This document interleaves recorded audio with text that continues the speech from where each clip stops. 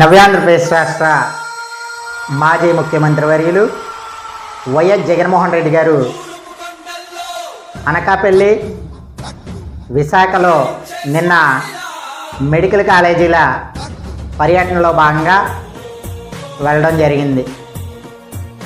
మరి ఇది సాక్షాత్తు నవ్యాంధ్రప్రదేశ్ రాష్ట్ర శాసనసభాపతి చింతకాయల అయ్యన్న పాత్రుడు, రాష్ట్ర ఆరోగ్య శాఖ మంత్రి సత్యకుమార్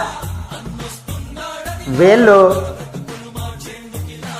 మరి సాక్షాత్తు ఒక స్పీకర్ గారు అయ్యన్న పాత్రుడు గారు జగన్మోహన్ రెడ్డి రా, అనకాపల్లి వస్తావో విశాఖ వస్తావో నువ్వు రా, అసలు అక్కడ మెడికల్ కాలేజ్ ఉందో లేదో నీకు చూపిస్తాం అని అనడం.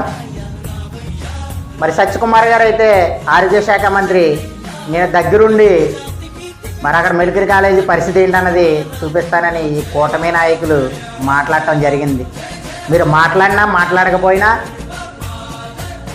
ప్రజల పక్షపాతి, అధికారం ఉన్నా లేకపోయినా అనునిత్యం నవ్యాంధ్రప్రదేశ్ రాష్ట్ర ప్రజల పక్షాన పోరాటం చేసే మా అధినేత మాజీ ముఖ్యమంత్రి వర్యులు వైఎస్ జగన్మోహన్ రెడ్డి గారు నిన్న అనకాపల్లి మాకవరంపాలెంలో ఉన్నటువంటి మెడికల్ కాలేజీని సందర్శించడానికి రావడం జరిగింది.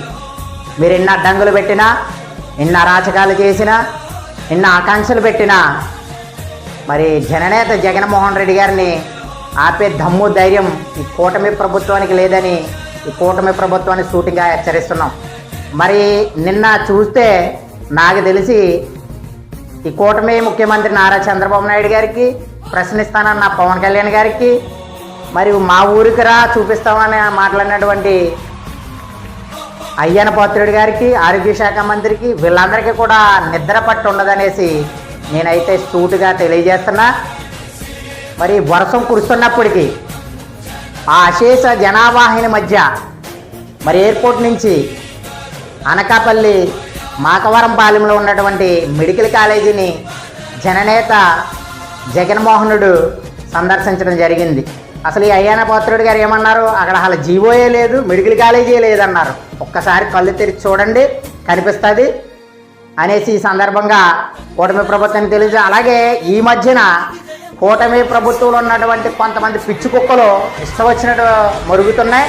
ఆ మరుగులు ఆపేసి ప్రజా సంక్షేమ పాలన, అలాగే మెడికల్ కాలేజీలు ప్రైవేటీకరణ చేయకుండా ఖచ్చితంగా